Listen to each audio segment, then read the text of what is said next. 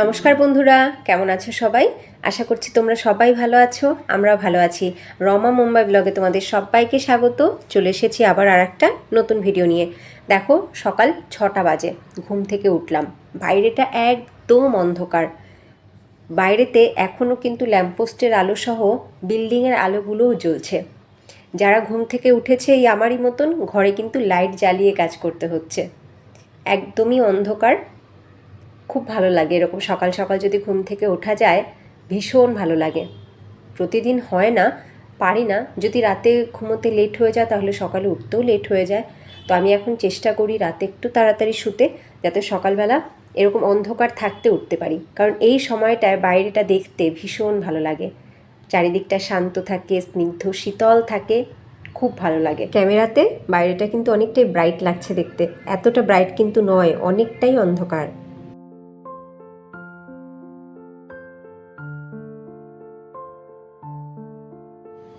সকালে ঘুম থেকে উঠে আমার সেকেন্ড কাজ হচ্ছে এটা। প্রথমে তো জানলা দরজাগুলো খুলে আমি বাইরের দিকে তাকাই, আর তারপরে নিজের জন্য উষ্ণ গরম জল বানাই।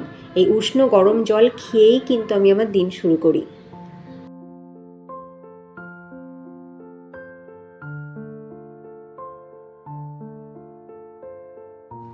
এই উষ্ণ গরম জল খাওয়ার পরে ঘরের যত বাসি কাজ আছে সব বাসি কাজ সেরে ফেলবো।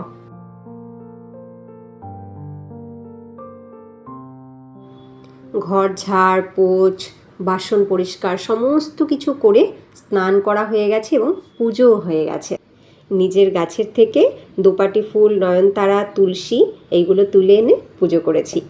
এইবার আমি রান্নাঘরে যাব। এইবার আমার কাজ হচ্ছে কিচেন সামলানো, ছেলেকে তোলা, ছেলেকে রেডি করা, ছেলের টিফিন বানানো, আমার ব্রেকফাস্ট বানানো এবং লাঞ্চ রেডি করা। আজকে আমার ব্রেকফাস্ট আর বাবানের টিফিন হচ্ছে এই উত্তাপাম। আজকে উত্তাপাম বানাচ্ছি পেঁয়াজ আর টমেটো কুচি দিয়ে, আর এদিকে লাঞ্চের জন্য রেডি করছি সয়াবিন।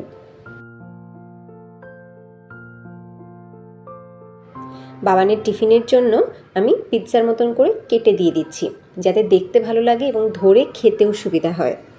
বাবান এমনিতেই সাউথ ইন্ডিয়ান এই ধরনের ডিশগুলো খেতে খুব পছন্দ করে, মানে ইডলি, ধোসা, উত্তাপাম, আপ্পাম এগুলো খুব ভালোবাসে খেতে।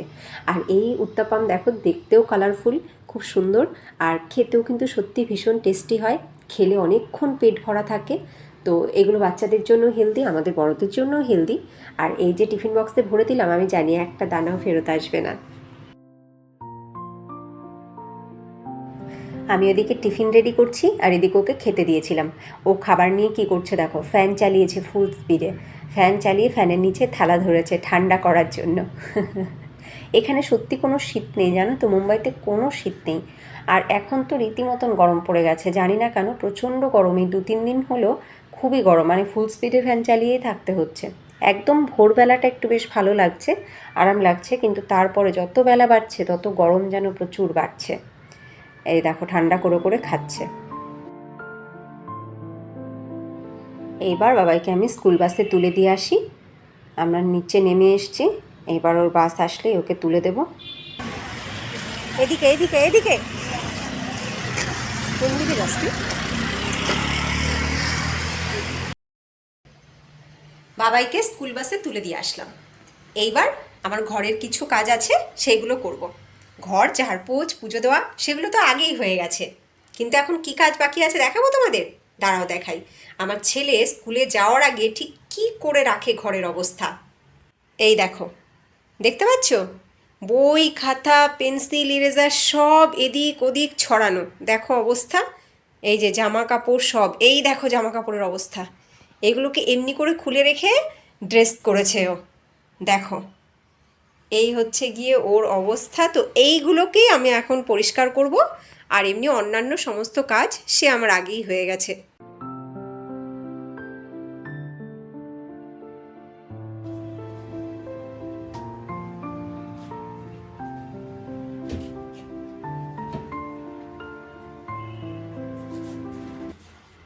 স্কুলে যাওয়ার পরে এইগুলো সেই আমি পরিষ্কার করি।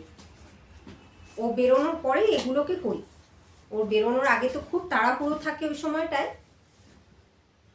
আর ও কখনো পরিষ্কার করবে না এগুলো। সে বারবার করে বলবো, তারপরে গিয়ে যদি করে।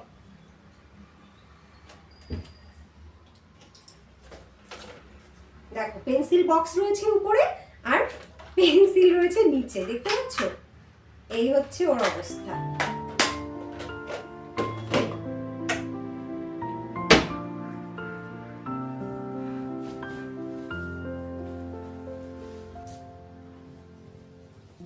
যে জামাটা পছন্দ হবে সেইটাই বারবার করে পরবে, সেইটার মোটে ধুতেই দিতে চাইবে না, এই করবে ও।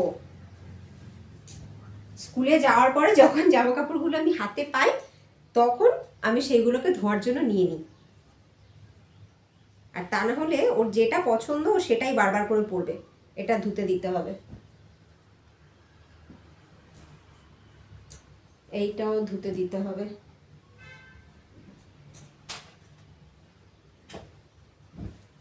স্কুলের পিটি ইউনিফর্ম,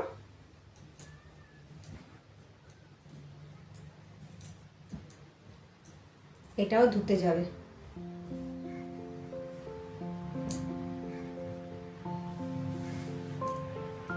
এইটার একটুখানি সেলাই করতে হবে, এখন করে ফেলবো সেলাইটা। আমার এইটারও একটু সেলাই করতে হবে।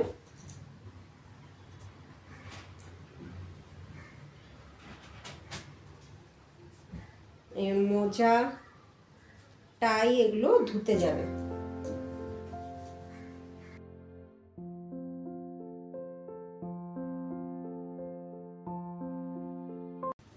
এই দুটোর কোনো কাজ নেই, এই দুটো ভেতরে রাখি, এই দুটো সেলাই করব, এগুলো সব ধুতে দেব।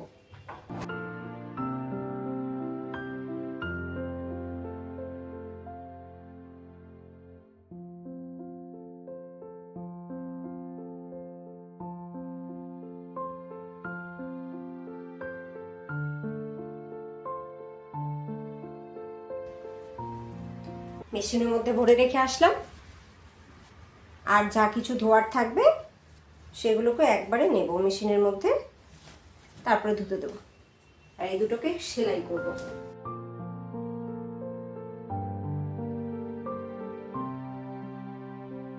সকালবেলাটা যদি আমরা তাড়াতাড়ি ঘুম থেকে উঠতে পারি আর আমাদের যে সমস্ত প্রতিদিনকার কাজ সেই কাজগুলো যদি তাড়াতাড়ি করে করা হয়ে যায়, তাহলে কিন্তু দিনে অনেকটা সময় পাওয়া যায় নিজের জন্য কিছু করতে, বা শখের কিছু করতে, বা এই ধরনের কোনো বাড়তি কাজ করতে।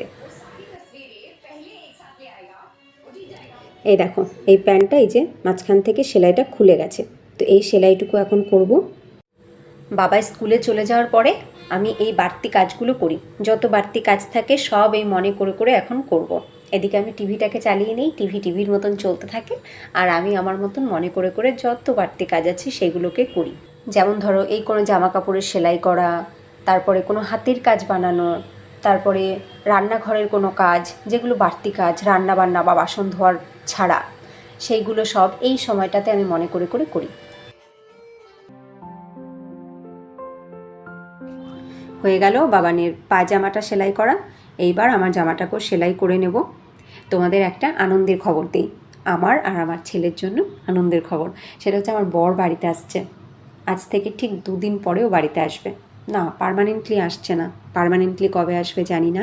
ঠাকুরের কাছে খুব করে প্রে করছি ও যেন খুব তাড়াতাড়ি পার্মানেন্টলি চলে আসতে পারে, তবে এখনও আসছে ওর বার্থডে উপলক্ষে। হয়ে গেল এই দুটো সেলাই, এবার এই দুটোকে রাখি, রেখে তারপরে আরও অনেক কাজ আছে। ঘরের মধ্যে না সব থেকে বেশি মানে অগোছালো হয়ে থাকে এই জামা কাপড়, মানে জামা কাপড় যত বেশি এদিক ওদিকে ছড়ানো তত বেশি দেখতে ঘর নোংরা লাগে। আর এই জামা কাপড় গুছিয়ে রাখাটাই একটা বড় কাজ, আমি দেখেছি সবার ঘরে জামা কাপড়েই কিন্তু ঘর বেশি নোংরা হয়, তাই না? আমি সেগুলোকে একটু গুছিয়ে রাখারই চেষ্টা করি, এদিক ওদিকে কোনো জামা কাপড় ছড়িয়ে রাখি না, যা থাকে সব ছোট ছোট করে হলে ভাঁজ করেও এই ওয়ার্ড্রবের মধ্যেই রাখি।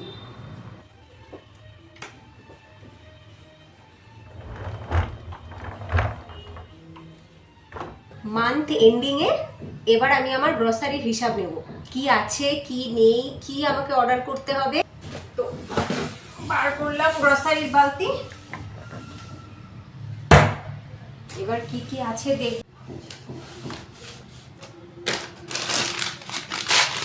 এই আধা আধা জিনিসগুলো কৌটোতে ভরে ফেলবো, কারণ কৌটোতেও আধা আধা হয়ে গেছে সব। তারপরে বাকি যা লাগবে তাই অর্ডার করতে হবে। আর ঢালার নেই, এইগুলো থাক। এবার কৌটোগুলো নামিয়ে নিই। এটাও নতুন প্যাকেট আছে, এটাও থাক। বাকি এইগুলো সব কৌটোতে ঢালতে হবে, ঢেলে তারপরে দেখতে হবে কি কি নতুন অর্ডার করব।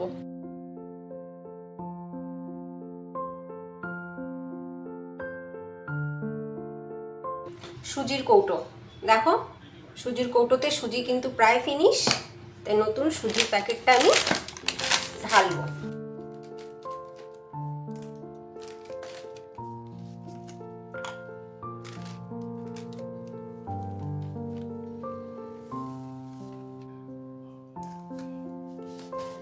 তাহলে আবার 500 সুজি বলতে হবে।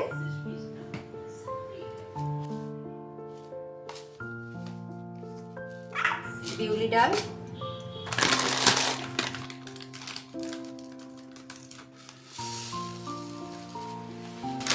ঢালনা, 500 আরো রইল। তো বিউলি ডাল অর্ডার করতে হবে না। সবুজ মুগ ডাল,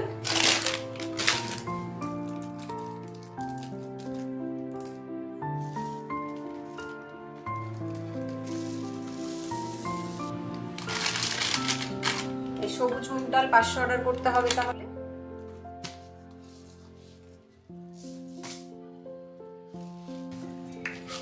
তুর ডাল, নতুন প্যাকেট খুলছি। তুর ডালটা অর্ডার করতে হবে না, 500 যদি ঢালি তো 500 আরো থাকবে। 1 কেজি প্যাকেট।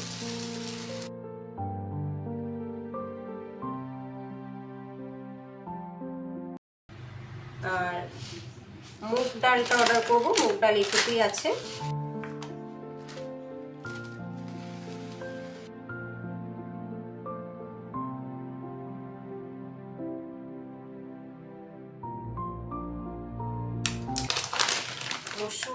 মসুর ডাল আছে কিছুটা।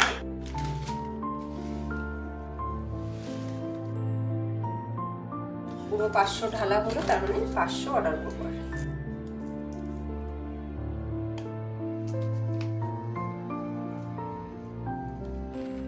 মটর,